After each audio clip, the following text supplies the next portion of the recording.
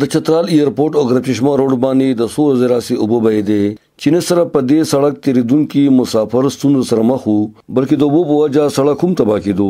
خو چې کله زموږ په چینل باندې دا خبر وچلېدو د محکمه CNW چارواکي په حرکت کې رالل او په دې اکشن واغښتو دغه به بند کړي دوی د چټي پورس باندې هم په دې سړک کار کولو او دغه بو وستو د پاره په سړک کې پایپ کې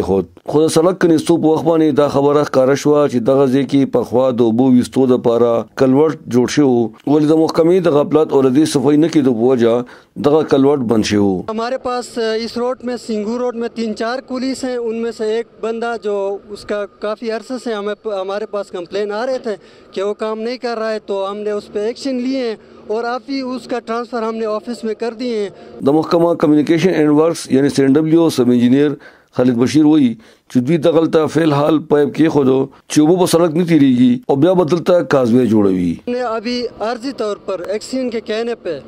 इसको हमने आर्जी तौर पर बहाल कर दिए हैं और कोशिश कर रहे हैं कि जितना जल्दी हो सके ये बहाल हो जाए तो फिर इसके ऊपर हमने पेप वगैरह डाल दिए हैं तो इंशाल्लाह ये खुल जाएगा अर्जी सूबाई हुकूमत د چترال د خستکول د پاره د بیوټیفیکیشن اف چترال په نوم باندې د کروڑونو روپو اعلان کړو خو د چیو پول نه واخلا تر ایرپورټ پورې د دې کنډي کپري سړک بدرنګوالي د بیوټیفیکیشن په نوم باندې د صوبایي حکومت په مخ یو بدنما داغ دی او معلومه ده چې حکومت په دغه داغ د خپل تندینه کله وینځي ګل احمد فاروقي ملکان ټي وي چترال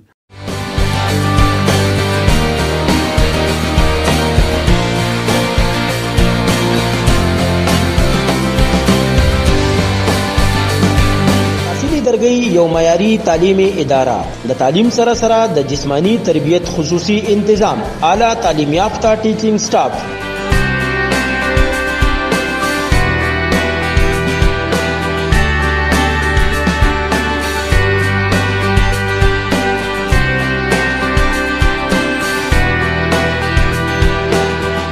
قرآن او دینی تعلیم و تربیت خصوصی انتظام د نرسرینا تر نهم کلاس پوری داخلی شروع دی هیډه پبلک سکول درگئی مین GT روڈ درگئی رابطہ نمبر 0334 844 78 28